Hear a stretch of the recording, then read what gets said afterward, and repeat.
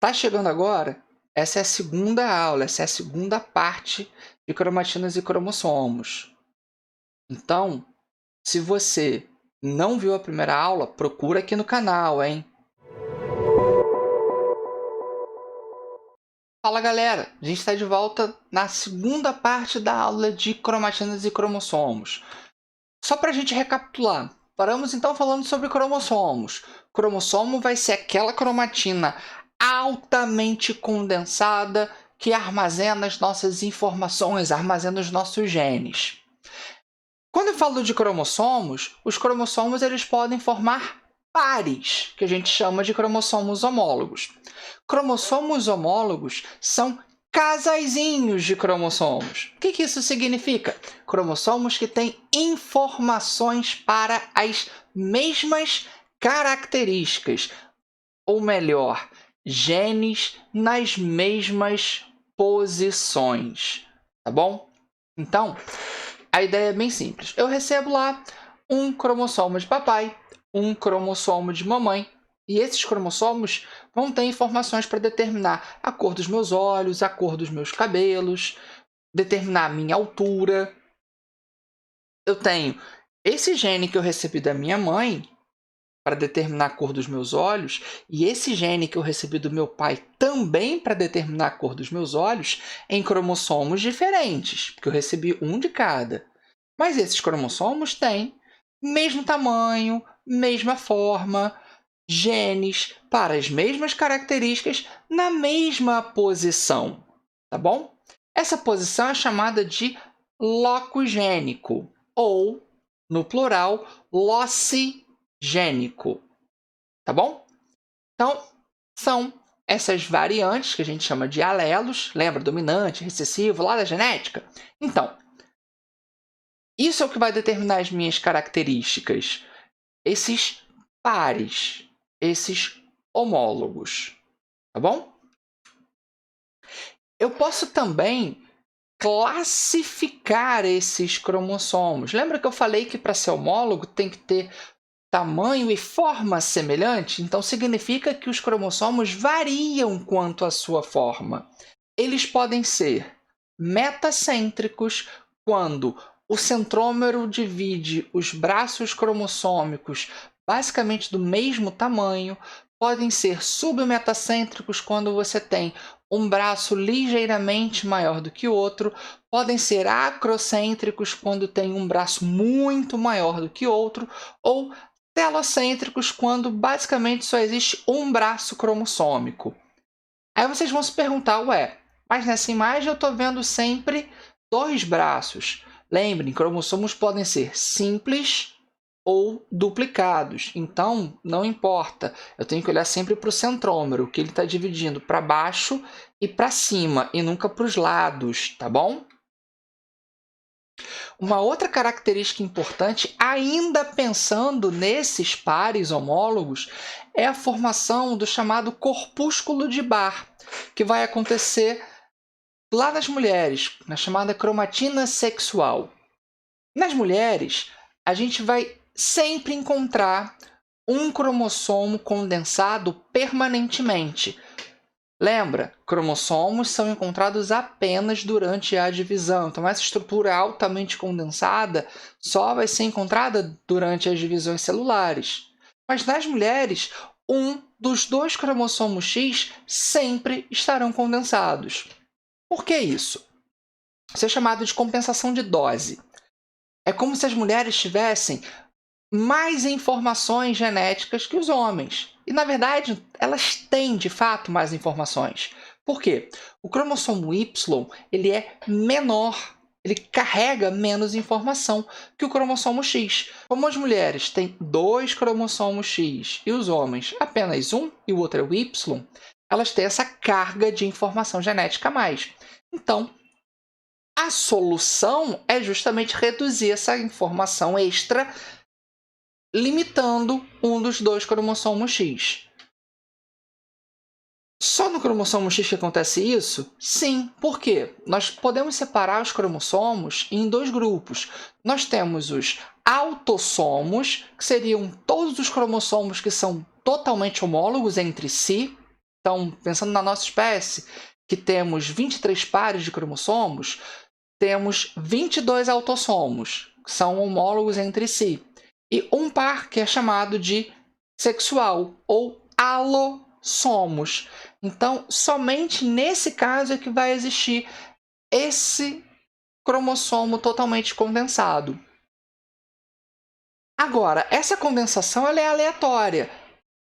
Lá, durante a formação desse embrião, 50% das células dessa mulher vão apresentar o cromossomo X que ela recebeu do pai inativado, ou seja, condensado, e as outras 50% das células vão ficar com o cromossomo X da mãe inativado. Então é completamente aleatório. Forma-se um verdadeiro mosaico celular, por isso mosaicismo ou mosaicismo celular, porque é literalmente aleatório. Isso pode gerar, inclusive, algumas questões bem interessantes, que falam que uma mulher pode ter, por exemplo, daltonismo em um olho só. E aí é só a gente pensar, né, que como o daltonismo é mais frequente em homens do que mulheres, porque ele está associado ao cromossomo X e não ao cromossomo Y, aquela mulher tem naquele olho o cromossomo X do pai ativo, no outro olho isso não aconteceu. Então, naquele olho ali ela está tendo daltonismo presente por conta disso, tá? Quando a gente fala de baqueta sexual, é porque quando a gente olha em determinadas células, principalmente células de defesa, como os macrófagos, é facilmente observável essa estruturazinha condensada, tanto que é usado para determinação sexual. É muito comum, principalmente com atletas, quando uma mulher apresenta alguma performance muito acima do normal, muito além do esperado, uma das formas dela comprovar que é realmente uma mulher é justamente fazer um exame de análise de corpúsculo de Barr. Se ela tiver um corpúsculo de Barr, ela é de fato uma mulher, tá bom? Então a gente consegue perceber aí, nessa imagem, uma alteração onde tem uma mulher com uma pele normal em algumas regiões, em outras regiões, uma ausência de glândulas sudoríparas. E a gente pode perceber que é completamente aleatória essa distribuição, que tem uma relação direta com a inativação do cromossomo X nas células dessa mulher. Um outro conceito importante que aparece muito relacionado com cromatinas e cromossomos é o conceito de genoma. Quando eu falo de genoma, eu estou falando de todo o conjunto de informações genéticas que a gente herda. Nesse conjunto de informações genéticas, a gente vai ter ali regiões codificantes, que são chamadas de exons, e regiões não codificantes, que vão ser retiradas no processo de síntese proteica, que são chamadas de introns. Se você tiver alguma dúvida sobre síntese proteica, a gente tem aqui no canal uma aula sobre transcrição e uma aula sobre tradução. E aí você vai conseguir entender melhor o que é o splicing, que é justamente a retirada desses introns, desse chamado DNA lixo, porque ele não vai ter função para síntese proteica. Ah, Aquino, ele tem alguma função? A gente até pode dizer que ele tem função, pelo menos uma função protetiva, porque como a maior parte do DNA é justamente o DNA não funcional, é mais provável acontecerem mutações no DNA não funcional do que no DNA funcional. Então, ele protege o nosso DNA contra mutações indesejadas. Não confundam genoma com proteoma. Genoma são as informações genéticas. Já o proteoma é o conjunto das proteínas e as suas variantes que a gente produz. E aí, de novo, vai lá, assiste a aula de síntese proteica, transcrição e tradução, para entender isso melhor. Por quê? Com um gene, eu posso produzir várias proteínas diferentes, porque o splicing alternativo me permite isso, ok? Um outro conceito fundamental que eu posso relacionar com a carga cromossômica é o de células diploides e haploides. Quando eu falo em célula haploide, eu estou dizendo que é uma célula que tem cromossomos não pareados, cromossomos não homólogos, não formam aqueles casaizinhos, está todo mundo solteiro ali. Quando eu falo em célula diploide, aí sim todo mundo formando casalzinho. Então, células 2N são sempre células diploides, sempre pares homólogos sendo formados. Todas as células do nosso corpo são células diploides. 2N igual a 46, ou seja, temos 23 pares. Já as nossas células gaméticas, ou seja, os gametas, espermatozoide e oócito, eles são células haploides, ou seja, são células N. N igual a 23. 23, não 23 pares. Gameta não é igual a célula germinativa. Também uma outra coisa que a gente tem que prestar atenção.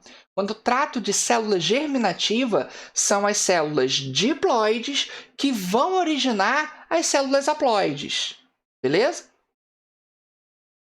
E aí, para a gente fechar, o conceito de cariótipo. Cariótipo é a quantidade correta de cromossomos que cada espécie tem. É só um número, é o que importa para a gente. Então, nós temos 46 cromossomos, o tatu tem 64. Eu posso dizer que o organismo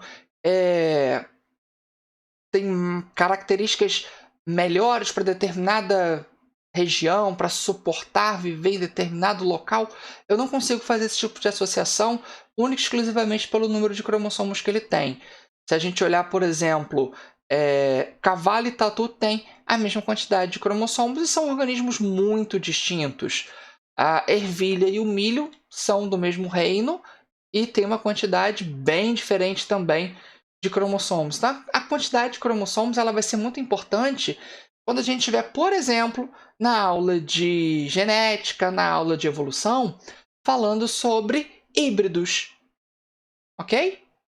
Então, galera, espero que vocês não tenham ficado com nenhuma dúvida sobre cromatinas e cromossomos. Quem está chegando aqui, essa é a segunda aula, hein? Lembrem de assistir a primeira aula. Se inscreve no canal, compartilha o vídeo, dá aquela força, manda o dedo no like, me segue no Instagram, tá lá no iniciozinho, @aqui no bio. Eu posto algumas coisas lá também para vocês. E é isso, galera. Valeu!